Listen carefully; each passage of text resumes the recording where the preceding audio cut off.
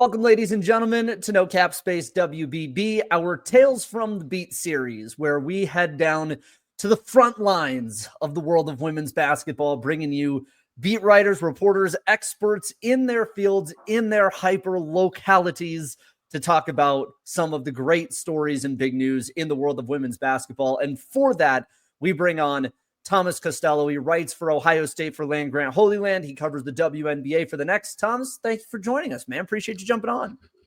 Thanks for having me. I like that beat. I think the beat at the start of your show needs to be longer because I was getting into it behind the scenes. I'm sure you've had other people head bob while they're listening to it, but sorry. Yeah. Thank you for having me. I appreciate it. Look, I fall victim to it too, where when we have guests on, like in StreamYard, which is what we use for the folks that don't know to put together our shows like this, you can see everybody's little box underneath while the intro's running. And I always feel like I embarrass myself because I just kind of hit a little bop for 10 seconds. And sometimes we have players on and I'm just like, I'm a dork, but that's okay. I know what I am.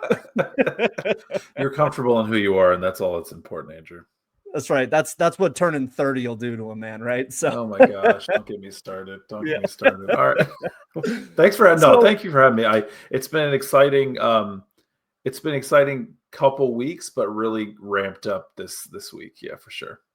Big news, especially on the expansion front, which we'll get into. For those that are watching on YouTube, we are going to give you the first 10 to 15 minutes as a little teaser preview, and everything after that. For the full interview, you head over to nocapspacewbb.com. You join the Ball Knowers tier. In addition to this full interview, you'll get full access to everything else, but want everyone to know that the conversation will not end at the end of the YouTube video. It's going to continue on for a good long while because, Thomas, I don't think you get enough credit for being arguably the first person to break this. I pulled yours first. I saw your drop on Blue Sky first that Cleveland was, in essence, going to get a WNBA franchise some time ago.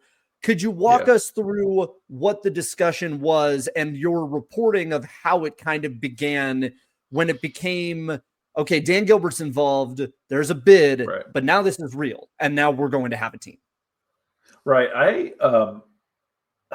maybe because I was in it, I feel like it. Maybe from the outside, it feels differently, but I felt like this was a really poorly kept secret because in November, they announced the bid is going out. We find out the bid is $250 million, far surpassing anything the WNBA has ever had. You have Gilbert involved. You have infrastructure involved. It felt like, oh yeah, this is happening. In February, it was all but confirmed. Yeah, they got the bid. It's not official yet, but they got the bid.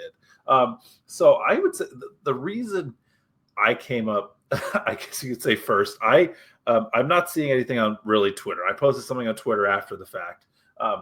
I've kind of been part of the great migration a little bit, and I just trying to get rid of social media a little bit to center myself. But in the back of my head, for all these announcements, there's so many moving pieces to these announcements. On Monday morning, I knew that something was happening at 10. I knew there was a formal announcement at 10 o'clock. I nearly traveled to New York for it, but at the Next, Howard Megdal, he was able to move his schedule around. He made it over there. I knew that something was happening. I knew that Cleveland was going to be announced. I also knew that another city, I had no idea it was going to be 3. I knew that another city was coming. I did not know which one it was going to be. But I thought of those moving parts, and I thought, it's somebody's going to make a mistake on this, and I'm going to be the person who capitalizes on the mistake. Capitalizing as much as you can for notifications on social media. I went to I checked all the different Cleveland, the Rock Entertainment Group site. I checked all their official channels. Then I checked the bid site, the WNBAcleveland.com, and this is 8-something in the morning. I'm just going to do a cursory review, see what happens. And of course, a mistake was made. They already published. Yes, we got it. They had the whole Dan Gilbert response and the team's official response, and I was like, okay, well, I was going to keep it a secret until 10, whenever they were allowed to do it. But WNBA Cleveland, they posted it. It's on their official website. They got the team. I'm rolling with it. So I just went to town. So it's not that I had any insider information that other people might not have had. It's just more doing the work. Sometimes you Mhm. got to do the work and check the websites and see if other people are doing the work. And it just looked like they got a little click happy up on the lakefront. So that's why I saw it first. That's the only reason. That's the funniest thing, though, is that I think people would be surprised when we as reporters break stories, how often that kind of thing happens.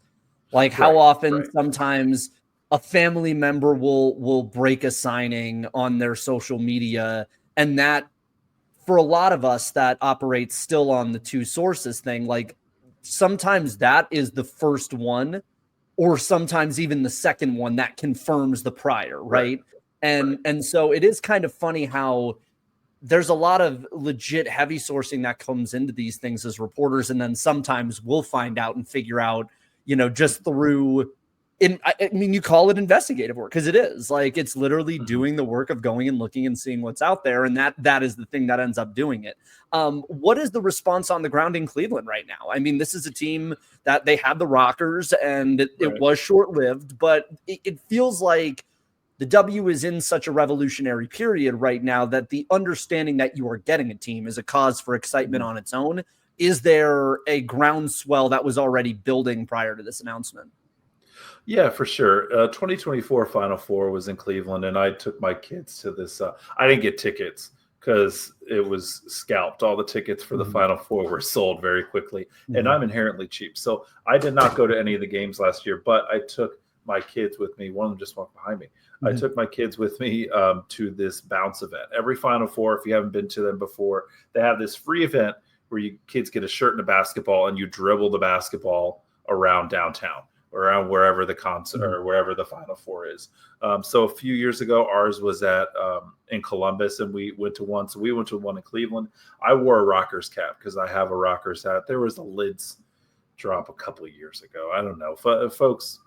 I've had people message me to like, "Can I buy your Rockers hat?" I'm not selling you the Rockers hat, but you'd be amazed at how many folks. Now you are in an audience of basketball folks at this Final Four event, obviously.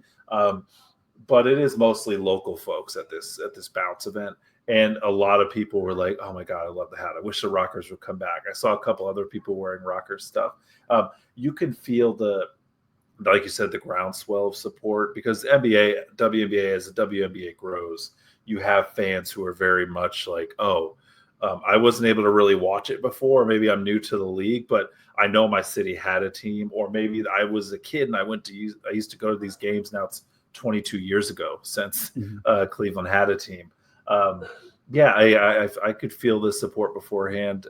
And looking just on the response to it now, since it came out, it has been overwhelmingly positive. As long as you don't ask Indiana basketball players, it's been overwhelmingly positive. The response to Cleveland getting a team. Well, without naming names, I don't necessarily take I don't really take the words of 5 point per game bench players as if they're stars. So, everyone's entitled to their opinion.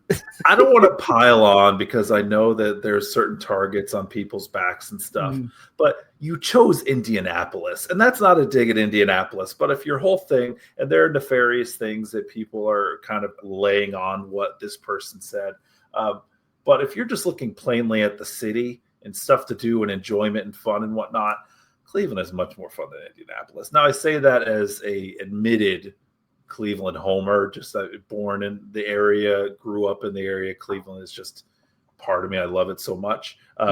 Indianapolis is fine. It's no Cleveland, but it's fine. I think what people miss when we talk about like the sexiness of markets is that it's a very different story in the NBA versus the WNBA because you're talking about a totally different season. And my argument has always been, realistically speaking, Seattle, Chicago, Cleveland, Detroit, those cities, the benefit is being there in the summer. Like the thing that sucks about being there as a men's NBA player is that you have to slog it out in the worst parts of the year. And then your off season, when you're not really able to be there, is the best time to be there. So like summertime shy is a thing for a reason. My thing as a guy that lived in the PNW for 4 years is Seattle is one of the best summertime cities in America. You just have to deal with 7 months of gray to get it, right? And I feel like I've had limited time in Cleveland, but I feel like Cleveland in the summer when the weather is nice and you're able to walk the lakefront and go down to the Rock and Roll Hall of Fame. And like, it's kind of like Chicago in the sense, like if you have a friend with a boat, life becomes really fun, really fast. Like I don't know. You're the local here. Am I off base with that? I feel like Cleveland summer actually isn't that bad. No, you're not off base with that. I live in Columbus now. Now I grew up around the Cleveland area. Family's all from Cleveland. We go up there frequently. I have a lot of history more with that than Columbus. I have a full-time job, moved here for that. But it's not just Cleveland downtown, but just the area surrounding Cleveland, the culture that's there. And I'll compare it to Columbus. Columbus is a relatively new city. It's a transplant city. A lot of people move here from other parts of Ohio. Other parts of the world actually come here. It's a very large new American population, Somalian, Indian, other countries. There's a lot of people who migrate to Columbus. Cleveland is different because Cleveland has families who have been there for generations. So you're talking about some of the best food from families who started restaurants soon after coming over here from Europe. The cuisine that they have in Cleveland is fantastic. The different neighborhoods they have. You go to Little Italy, and there are people who legit speak Italian, and they moved here from Italy, and the food is fantastic. Cleveland has a ton of culture. Cleveland has a ton of things to do. And like you said, in the summer where you can walk around, you can enjoy it. Since you are closer to the lake, it's not as hot as you would find it in some other areas. Now, to players, if you want to party and stuff, there is a party scene too. But if you're trying to compare a party scene Cleveland to Miami or somewhere else like that, sure, it's going to come up short. But look at the athletes who do come to Cleveland. There's a lot of positivity you hear from them, and not just when they're on the team. Of course, they're going to say when they're with the team, "Oh, I love it here so much." But whenever athletes are finished with the team, a lot of folks do come back to the area because you can live your life as an athlete, as a famous person without having a lot of that spotlight. So if you see people talking trash about Cleveland, they're usually people who have rarely or never been to Cleveland. So I will put that person into that conversation. And Cleveland folks too you hear blue collar, you hear hardworking, and that is true. It is a former factory town. It kind of got left behind in a way. It lost a lot of population just as the Industrial Revolution, the history of American stuff, blah, blah, blah, blah, blah. Yeah. But the people there in Cleveland are devoted to the teams that are there. They're devoted to, I think, well-run teams as well.